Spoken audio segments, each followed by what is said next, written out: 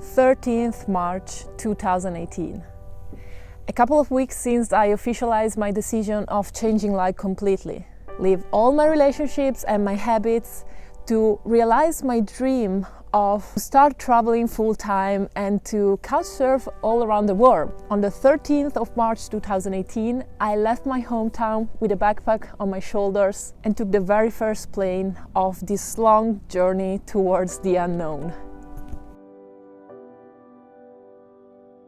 For the great philosopher Friedrich Nietzsche, learning didn't mean getting to know more informations and more notions. He thought that he had learned enough if a lot of meaningful questions had risen into his mind. As the majestic Greek philosopher Socrates taught us all, the more you learn, the more you realize that you have a lot of things to learn. So I do completely agree with Nietzsche's perspective. The real product of learning are the questions, the meaningful questions that rise into your mind. So today I thought I'd share the things that I learned in 1 year of traveling in the form of questions. And I will try to give them an answer which is always temporary, but you always try to give an answer to your questions, to your existential questions. So these are the answers that I'm giving to these questions right now in this moment of my life, but they will probably change in the future. First one, do I need a house? When I first started traveling, this was probably the first thing I was worrying about. I wouldn't have had my own house anymore. See, traveling all the time is not like when you go on vacation. When you go on holiday, you know that eventually you will come back to your own place where you can relax and take a rest. When you travel all the time, you don't have a place to relax. You don't have a place to come back to fix things that are broken. You have no fixed base for your explorations. And I must say, I was mentally prepared to suffer this lack in my life. I even wondered if I could take it for more than 1 month or 2 months. But you know what? I don't say that I don't miss having my own place, my own shower, my own kitchen, my own bed, but I don't really miss it so much. I think it's not such a high cost to pay if you really want to travel constantly. I still feel good, at the moment at least. Do you learn more by reading books or by traveling? There's this Chinese say, you don't learn from 10,000 books what you will learn from 10,000 miles of traveling, or something like that. I don't know if it's a real Chinese say. This is not reliable information, by the way, but any traveler could agree on that, me included. The quantity of things that you learn by traveling and the speed of learning is insane. Plus, you learn things by direct experience, and also they are accompanied by strong emotions usually, which is the main factor for having a long-term memory. But I wouldn't say that you can just keep reading books if you want to get an education. Books are the result of years of research and of work of people who have dedicated so much time and effort on writing them. Books are what gives structure to our knowledge and make it organic. 3. Does it make sense to visit a certain number of countries and a certain number of continents?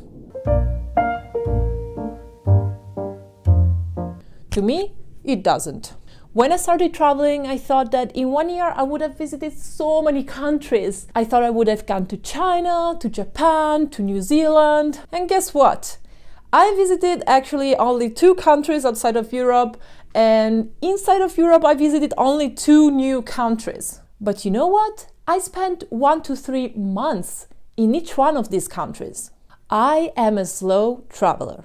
My purpose is not to see places, my purpose is to experience places. You can see a lot of things in a small amount of time, but in order to learn them, explore them, watch them, it takes a long time and a little bit of patience.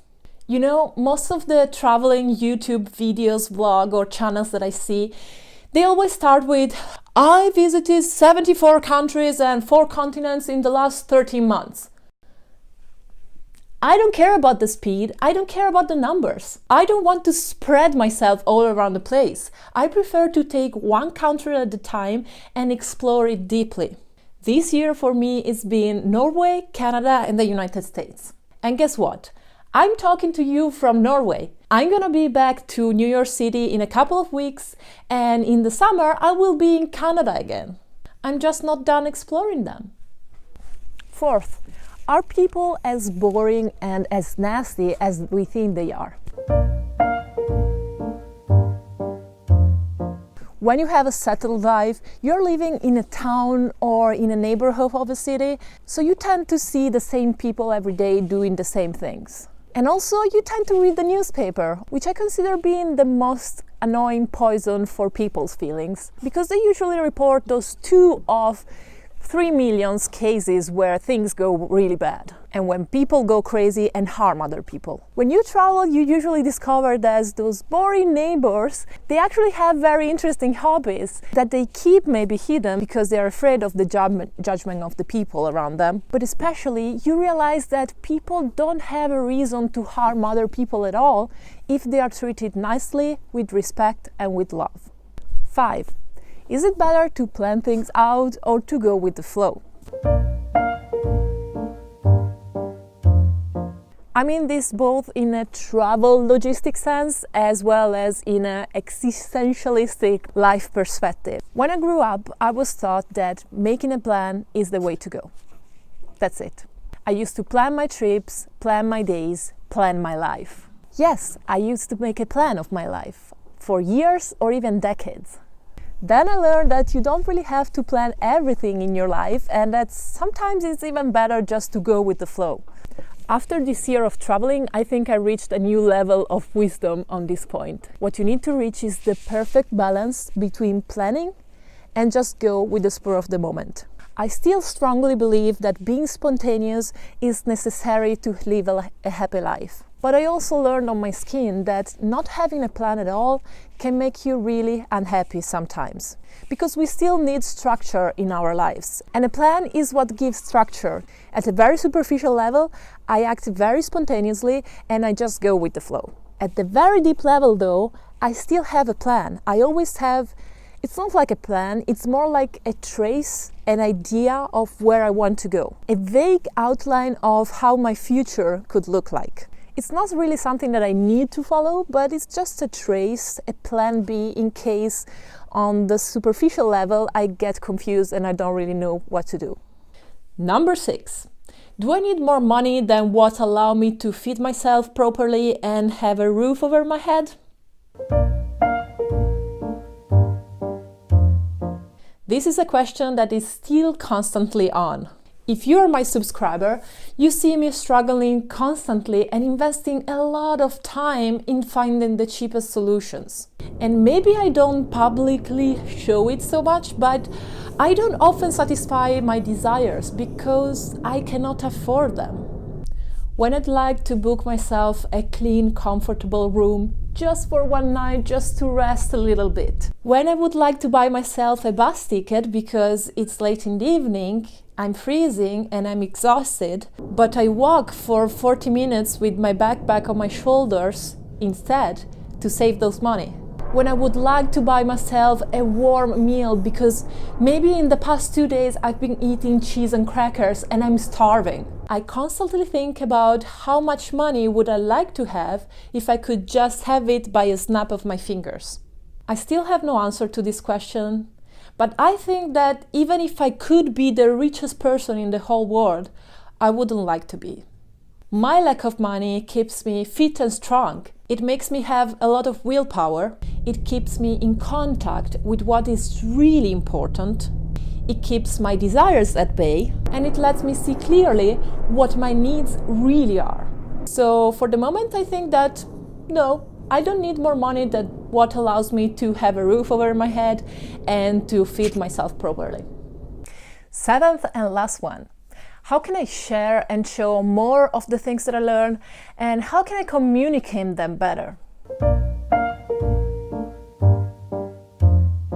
I feel like I already shared a lot of my knowledge and my experiences this past year, and I feel so grateful for all of you who commented on my videos or sent me private messages on Instagram saying that I inspired you to travel more or to start using couchsurfing or to get out of your unhappy situation in life.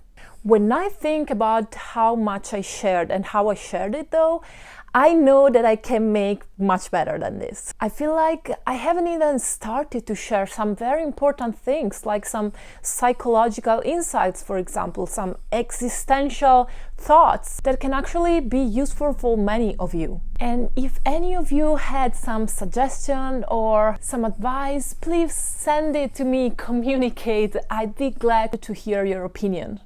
And to finish up this little celebration of my 1 year traveling anniversary, I would like to share with you my 2 golden rules. These are not really things that I learned by traveling. These are things that I took my entire life to learn. And they are nowadays my 2 main rules of my behaving in general. Stop deferring your happiness to the future.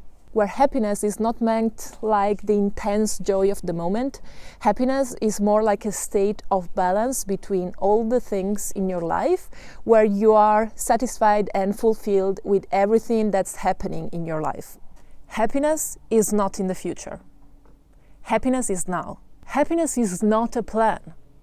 Happiness is what you are building now in this present moment.